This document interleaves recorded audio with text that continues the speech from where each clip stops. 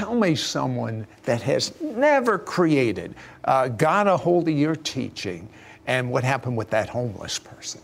There was a man, and he was ready to go into the shelter, and I had a team that was going out into the shelter just to touch people, and she had never done art before in regards to art and healing through supernatural ways. And so she sat down and she began to draw his actual face. And as she's drawing his face, she asked Holy Spirit for a word. She took a risk. And she said, Holy Spirit, what should I create?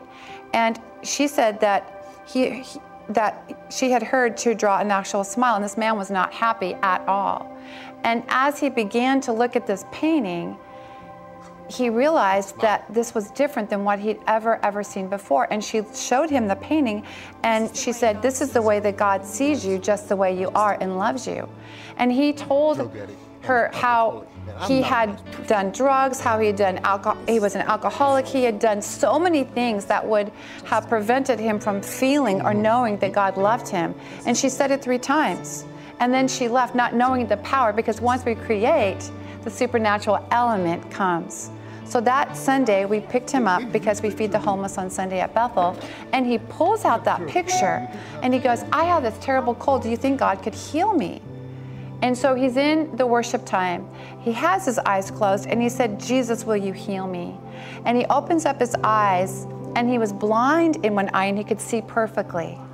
My goodness. I know. But you realize if that person hadn't taken the risk, he'd still have a blind eye. He'd probably still have a cold.